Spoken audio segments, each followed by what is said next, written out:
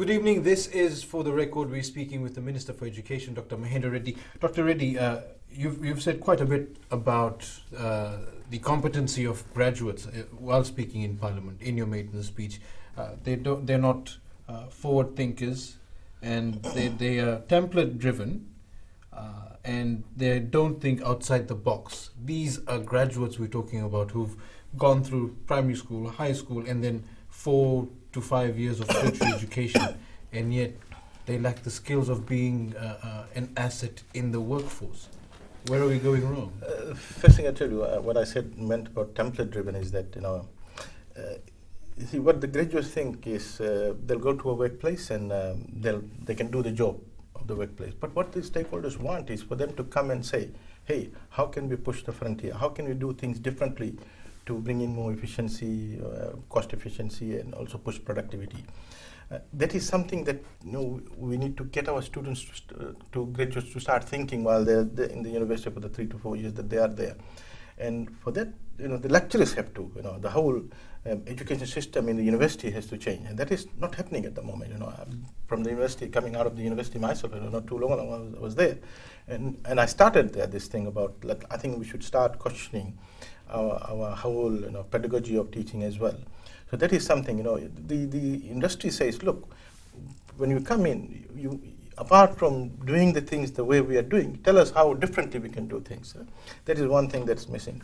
The other is the critical thinkers, because we need to get these graduates to think critically. These are the people in the higher education stream, and these are the people who push the frontier. Unless you have graduates pushing the frontier, the society, the country can't progress. You don't want people who will do the things as it is done. I mean, take for example the mobile handsets. Every month a new handset comes because someone there sits down and say, I can get a better handset than this.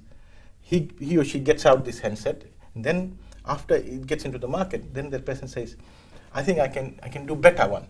So that person continuously thinks. That's what we want in our graduates, to critically, continuously think outside the box, think that you can push the frontier. The limit is not exhausted. Every point in time, the graduate must think that the limit has not been exhausted. That's something that I mentioned that we need to. How do we do it? That is something that we have started thinking in the ministry, and then we will work closely with the universities. And the third thing I said in my speech was, I think our universities has failed also in terms of making the students or graduates coming out think that you can be job givers. When we advertise our program, we say, you do this program, you will be able to get a job in the market, just like that. Look, we want dreamers in the class. Students will be sitting down saying, I can be a Harry Punja, I can be a Bill Gates, I can be a Steve Jobs. Absolutely. Unless we get them to think that way, they will continue to come back and hound the government and saying, I've graduated, you've given me the TELS or the toppers, now give me a job. Look, the idea about giving toppers or TELS is not to deprive of anyone's aspiration about educating themselves. But it's not about really then providing a job. You got to think that you can be an entrepreneur. And so what do we do?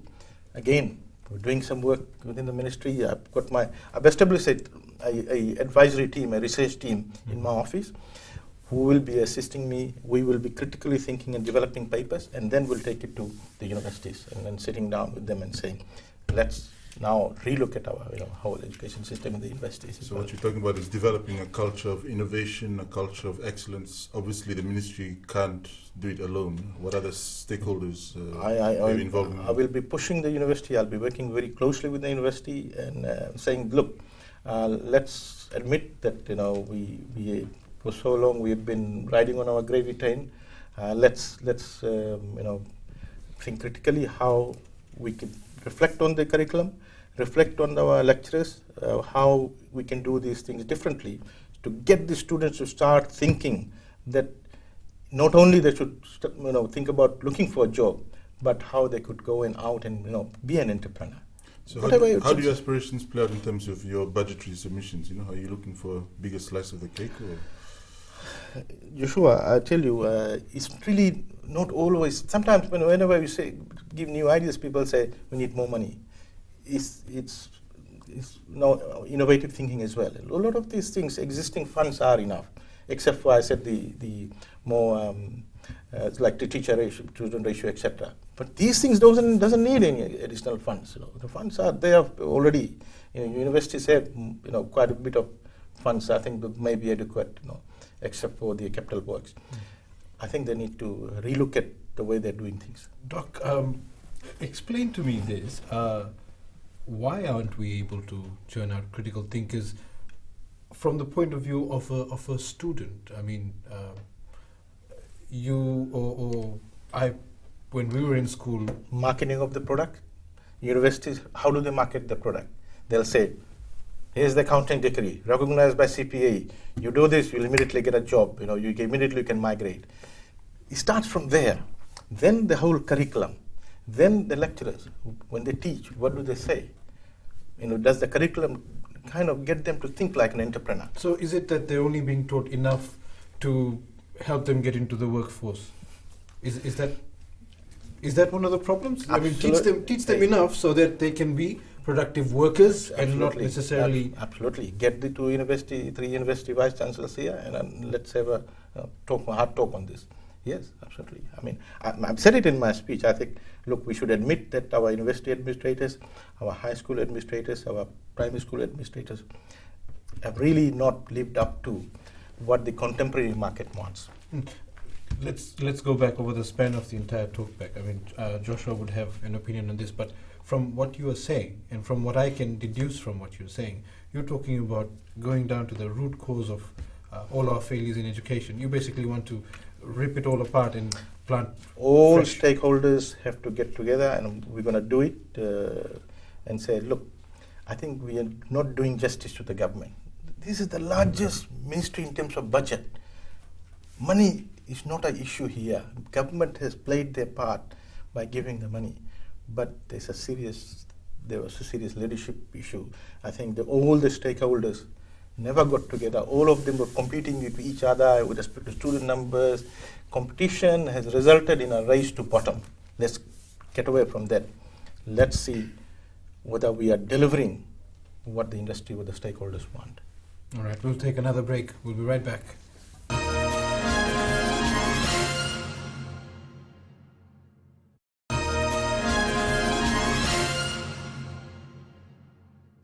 Welcome back to For the Record. In studio with us tonight is Education Minister Dr. Mahendra Reddy. Dr. Reddy, the scaling of marks, are you going to maintain it? Is it going to stay? Edwin, the scaling was introduced some time back. There's a philosophical reason behind it.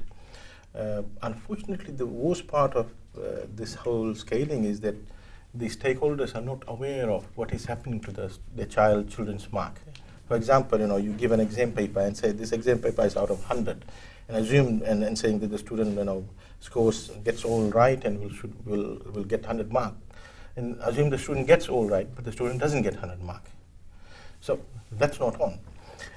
What we intend to do is we need to examine. We want to examine that and make the finding public.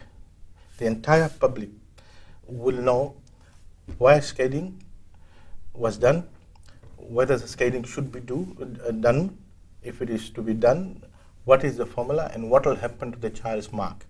So there will be an independent panel set to examine this, and the announcement of who are in the panel, who are they, what are their expertise, this will be done tomorrow, Monday. We'll invite the media and we will reveal who is that people, who are the expertise. These are top people, and we'll open up the books, the whole formula, the software, the data. They will want to use 2-3 years data to put in there and examine what happens to the mark when you put the raw marks. Do you know how scaling is done? I personally, I don't know. Yeah. See, they look at means from different years, okay, and they see it's about distributing marks, and they curve it. And then, relative to, you've got commerce and science, and there are some argument that students doing commerce, they can get higher marks, and they're advantaged relative to science students, which is more difficult. So you kind of scale the marks higher for science, etc. So let's see what's happening. Let the panel come out and say whether there's a need for scaling. Should we do scaling? What happens? But what I'm saying is that the independent team, the panel will give us a report. The whole report will be made public, and the findings from the recommendation from the panel will be taken and will be made public, and that's what we will do. Monday we will announce who the people are. The panel has promised that within 3 weeks it will be done, and we're looking at implementing that for this year's result if possible. And this year's exam if possible. This is different from the Education Commission that you... No, that's different. This is different.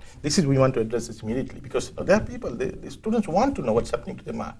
So everything will be transparent. It will be made public.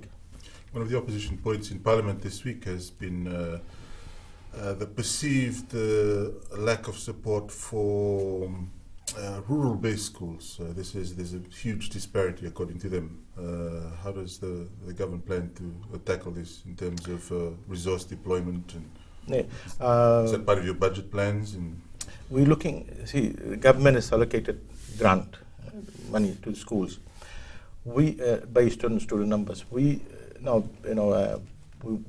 Going ahead, we are re-looking at that to take into account these geographical factors as well, so that a small rural school which has other factors which is kind of disadvantaging it will be addressed by the revised grant allocation formula, per capita grant allocation. So we are looking at that. But I must admit at this stage that by looking at this year's performance with respect to management and school managing the grant that was been given to them, it's quite worrying. Now, the poor performing schools and where management did not adhere to the rules of how to handle the grant money, we intend to adopt these schools for the next 3 years.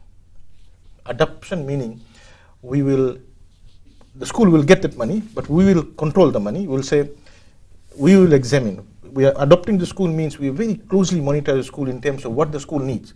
If the computer lab is not there, we'll take that money and say, we'll buy this computer, and we'll show them the receipt. Here we bought this amount of computer, this amount of money is left now.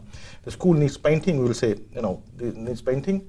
We will, assist them in, of course, they will purchase the painting. We'll release the money saying, buy the paint from here, this is the cheapest source. Do the painting and show it to us. It requires, furniture, it requires, lure blades, I'll show you examples. We just quickly did 4 schools, visited 4 low-performing schools.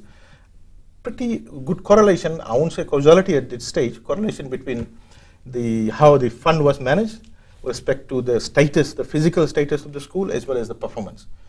Lower blades are missing, library is in shambles, there's no shelf, the books are lying on the floor, and I've given an ultimatum to our Director of Library Services.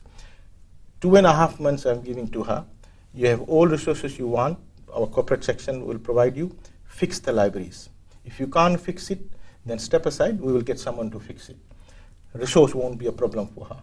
So this is the kind of things we're doing now to ensure, and we've put bigger plans in terms of fixing the literacy level, the literacy gap that we have in the school system. Come 12 months, we'll show you.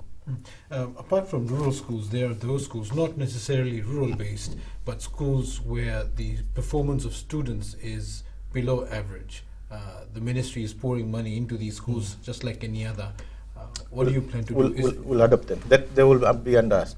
We'll adopt them in the sense that the current management structure will be there, but we will control the funds. The amount of fund that will go to school will go to the school, but we will now control the fund and also these schools, principal and VP, head teacher and assistant head teacher will be changed now. They haven't performed. They will be changed. We'll identify the right people, we'll send them to these schools. These are the schools that we are adopting. And we will control the fund, we will work very closely with this new head teacher and principal, and we'll provide all the kind of support that person needs, he or she needs, so that we get the school back on track. in 12 months, but we'll adapt it for the next 3 years. But apart from improving facilities, apart from pouring money into the school, you need to be able to say that the level of teaching and learning will also improve. No, see, we can't go down there. That's why we're putting our men there, our head teacher, our principal. That's the job of that person to go down. What I'm saying, without really scaring off, we will micromanage these schools. Babysit. We will micromanage the schools. We will have our people there. We'll identify the best principals and head teachers. We'll put them there and say, now, micromanage. Ensure your HODs are doing their job.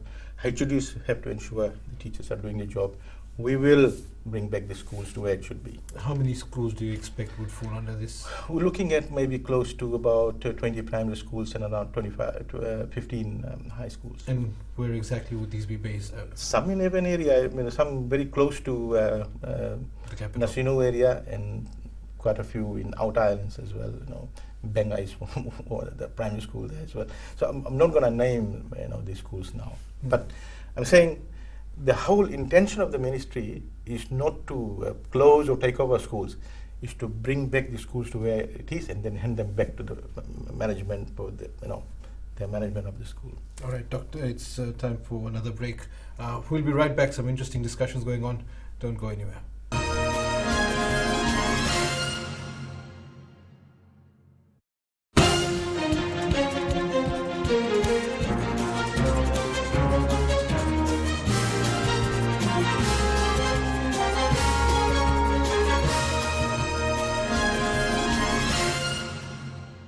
Pulavinaka, and welcome to For the Record.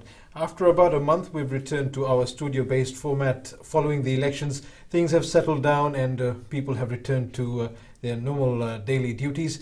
And now, for the last week or so, we've been watching parliamentarians and ministers debating in the House of Representatives. After 8 years, there's a lot of interest generated, and a lot of the ministers have been making maiden speeches talking about what they're going to do for the next 4 years. One such minister was the Minister for Education, Dr. Mahendra Reddy, talking about the reforms that he's going to bring in to the ministry and the changes he's going to do over the next 4 years to improve education and improve the quality of graduates coming out of our institutions. And he's going to speak more about that tonight on For the Record. Our guest tonight, Dr. Mahendra Reddy, the new Minister for Education. And as always, I'm joined on the panel by Joshua Tuere from the Fiji Sun. We'll get right into it. Gentlemen, thank you very much for being with us this evening. Dr. Reddy, your maiden speech, I would say, was quite revealing about what you plan to do for the next 4 years. You've set yourself a priority of pretty much restructuring the entire ministry and then restructuring the entire education system. Edwin and Joshua, that's the vision of the government. You should understand that it's not me. Whatever we are doing, it's linked to the vision of the government and our party leader. And then if you read the manifesto, you will see whatever I'm doing. It is not explicitly stated there, but it's sort of kind of bundled in the common word of quality education. And that's where all this is coming from.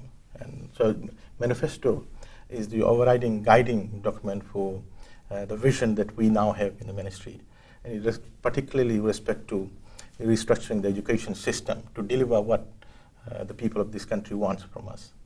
Your address in Parliament, very scathing report, quite damning in fact, of how education has been run in Fiji. Is the system falling apart? No. I won't use those terminologies. I'm saying, look, we start from here. Based on the stock of feedback we have got from different stakeholders from this country, you would have noted that our party manifesto came quite late. It came late because of extensive consultation. The government consulted over the last 6 years.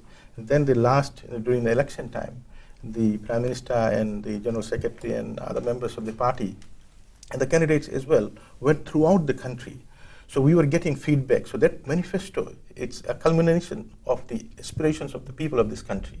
So that manifesto consists of what people want, and that's why it came late. So from that is what we are delivering now. Every ministry is working very closely with the others in the team. We are working as a team.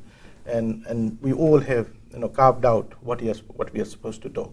So from that manifesto, we are now teasing out what are the gaps which is left from the previous our predecessors, and how we could take that ministry forward. So you're not saying that they haven't done an excellent job. We really want to look forward now. We are futuristic in terms of what we want to do. So what were some of the common themes in the feedback that you received? Look, I mean, you see the performance of students at year 12. At year 12, they face the real external independent exam. It's quite bad. And then moving on from year 12, at university, as you know, my background, I was in university academic. I was the Dean of the College of Business at Fiji National University. We found that the quality of students that came out of the high school system was quite bad, in terms of the literacy skills, the ability to write, speak in English, the grammar, the numerical component. It was just atrocious, and we were very worried, Then we used to get comments from the stakeholders, feedback from the stakeholders, the industry stakeholders, saying, look, the graduates coming out of the university has these gaps, and we're worried. And we were saying, look, we were looking back at our own university curriculum and our lecturers there, and we were working them, saying, you're not doing job. But we were also saying, look, I think the students that are coming into the system are also not totally prepared in terms of taking up the university education. So then when we looked back at the high school system, we found that the only external exam independently taking stock of the body of knowledge that they have got is at Form 6, that's year 12. So we realized that, look, this is not on. That we need to have intermediate external exams much earlier on to kind of independently tell the stakeholders, the parents, and the students as well that you're not doing well. And that's why you'll see that some of the changes that we have announced from the ministry. You also mentioned that students who don't pass year 10 don't progress. This is what used to be the situation before, when we had external exams in Form 4 and Form 6, and then they would be diverted into vocational. Is that going to be reintroduced? The ministry is setting up vocational centers from next year. Not vocational centers. It's more than that. No, we are introducing external exam at year 6. Now, all those will. I mean, what used to happen was that, let's say Watuanga Primary School, the teacher in year 6 sets an exam in, let's say, English, and covers only 60% of the curriculum. We'll set the paper up to the 60% coverage. A teacher in, let's say, Northern Primary School covers 90%. We'll set the paper up to 90% coverage. So there's a serious problem. When the student goes to year 7, the teacher there in year 7 says, hey, you are lagging behind because you should have covered this. So look, it's not my problem. You should have covered there. So the teacher teaches at that year 7 level, but the student can't get it. So the damage is done. So by having an external exam at year 6, we are ensuring that every teacher will cover 100% of the syllabus and be ready. The student gets to be tested with that stock of knowledge that he or she should have acquired. The teacher also, we are able to also check the performance of the teacher. But no one will be held back from moving to year 7. But all the parties, all the stakeholders will get to know the true correct performance of the student at that level. When they go to year 10, that's where I will say the paper of the year 10 will be competency-based assessment as well as the subject matter testing. Those who fail, they will have to go to TVET stream. They can't proceed into higher education. Those who pass year 10, they have a choice. If they want to be in the technical field, they can go to the technical college, which will offer certificate level 1 and certificate level 2 in different trade areas. At the moment, we have identified 21 to start with. So, or they can go into higher education stream from year 13, year 11, year 12, year 13, and university.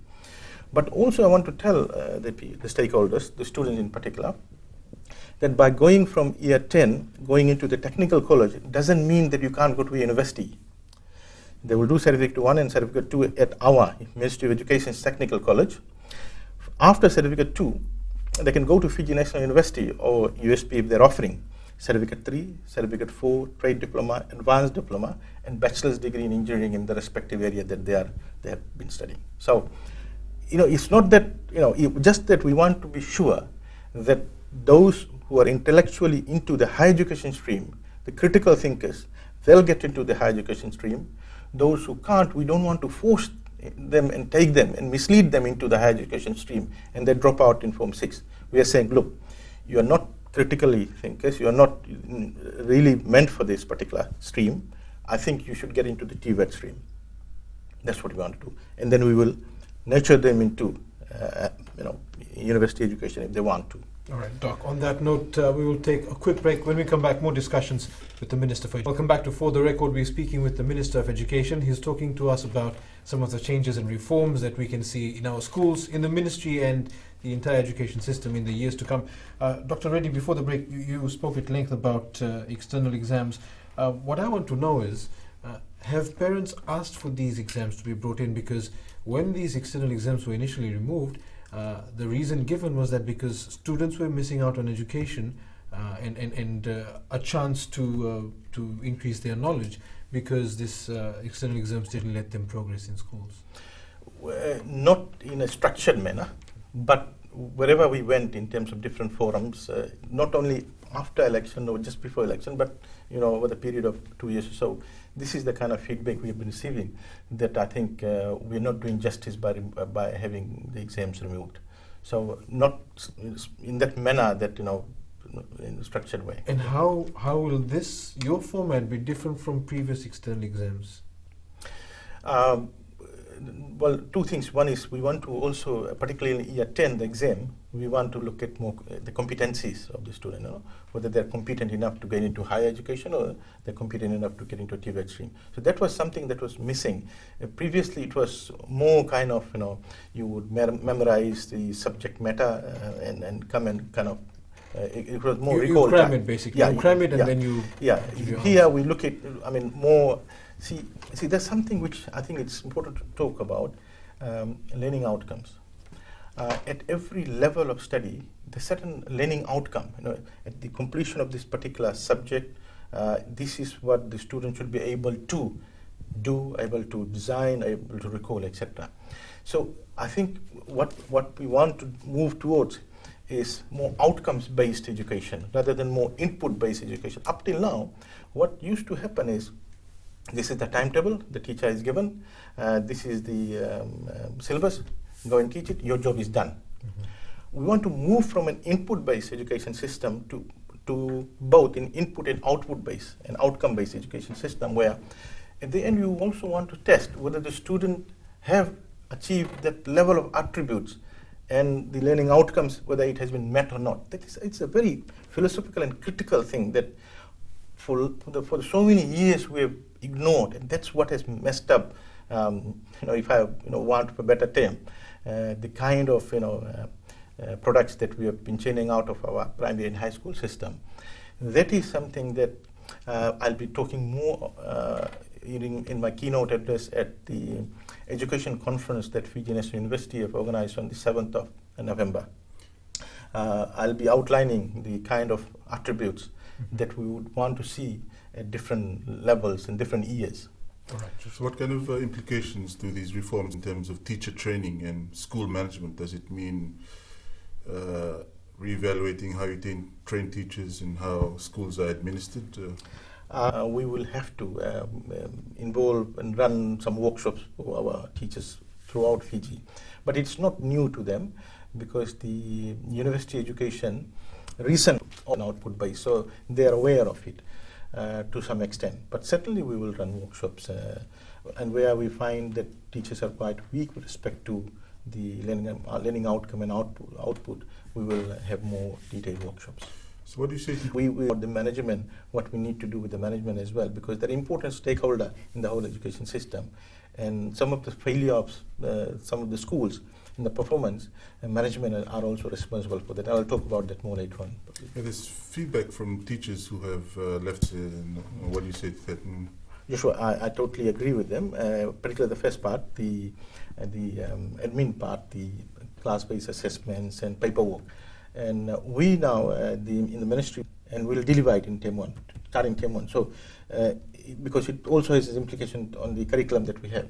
So we are looking at what, without effect by reading, what we want, the objective is to push the teacher to spend more time in the classroom and get the teacher to spend more time in class preparation rather than doing all this. For example, with the provision of grants, the job of the BESA has gone down. Actually, what should the BESA do? They are paid by us from the grant money, the operational component. Can the BESA enter the data in the FEMIS, the information system, which the teacher is doing now? There's certain tasks and certain work that is done by the teacher with respect to submission of information on preparation. That is something that again we're looking at. So we are intending to reduce the existing paperwork that the teachers are doing by a maximum of 60 to minimum of 50%. You mentioned about class size. By doing that, we are reducing teachers' workload. Secondly, you must have seen our manifesto, and you must have seen what our Prime Minister has said, and also in the President's address, that the government will be increasing the teacher-student ratio. Now, that will be done over a 5-year period, but will be a major boost to the number of establishments next year. I think that's what the Prime Minister said. Exact number, the Minister of Finance, Mr. Qayyum, will deliver in his budget address by looking at the full picture of finances of the country, as well as the demand by other ministries. But the other dimension is by reducing the number of students in the class, which is also on the higher side. That is something you can't do it overnight, like you can do with respect to establishment, because you need to build additional classrooms. So that will be done. The issue of teachers being bogged down with paperwork and administration, apparently a lot are saying that this is because of the literacy and numeracy assessment that's come in. A lot of teachers spend a lot of time doing paperwork because of that. I'm just putting the dots together, putting 2 and 2 together. Are you indicating that FILNA removed altogether? Not altogether, but it will be part of the revised exam that we want to introduce.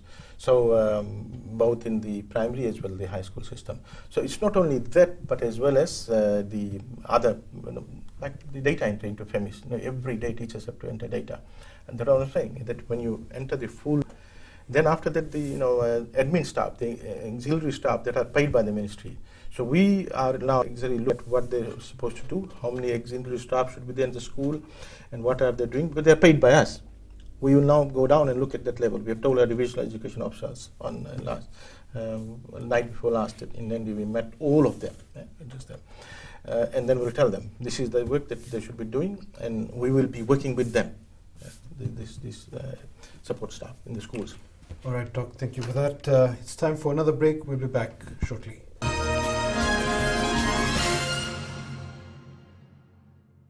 Education.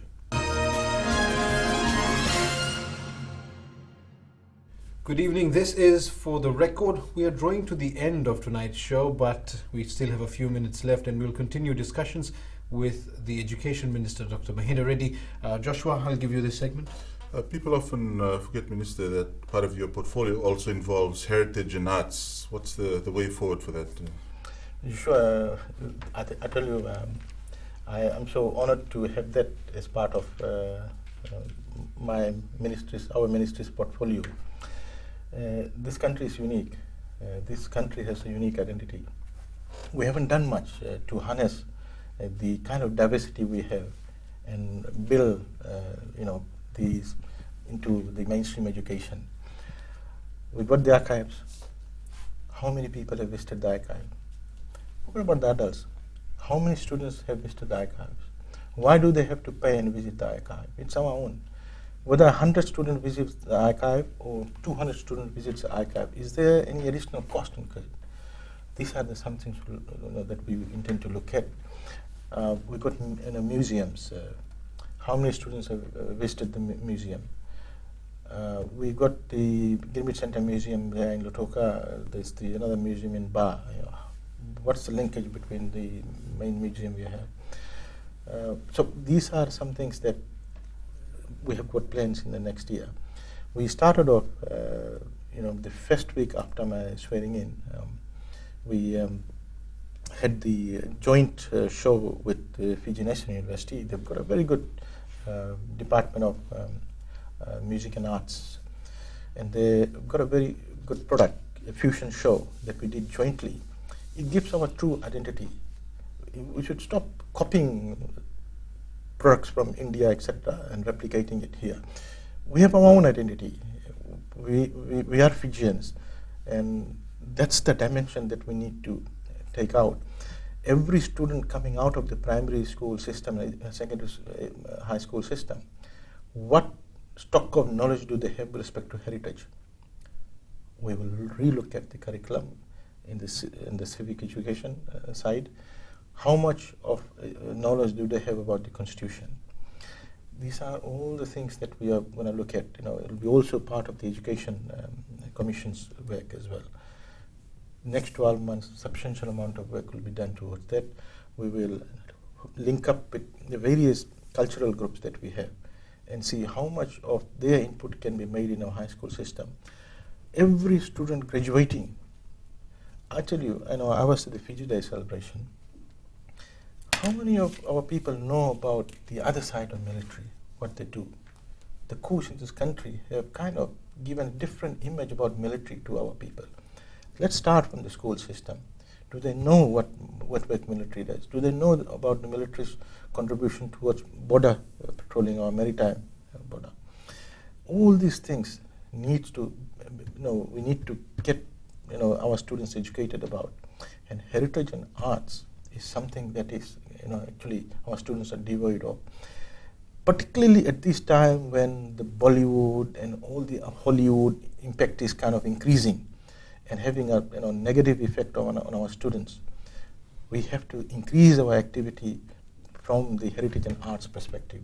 I've got a lot of plans on that, and I'll reveal that maybe later this year or early next year. I haven't really fully met the other side teams from museum and archives. I haven't met them yet, but I've met the heritage and arts department, and immediately I said to them, next year there'll be a major conference on heritage and arts. We did the first joint show with Fiji National University on the fusion show.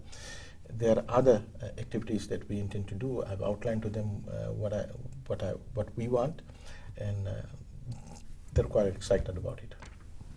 The Education Commission that you spoke of is quite wide-ranging. The scope of work is phenomenal. Have you identified, or do you have any indications who would form the commission? No, not yet, but certainly the chair of that will be someone eminent and top professor from outside. A couple of done some work on that, but that is something that we will deal with later after cabinet approval.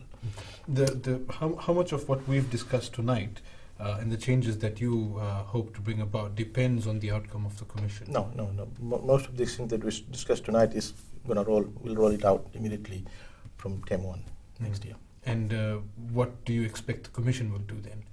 The full scale, looking at the kind of product we want, and therefore the whole education curriculum from primary to high school.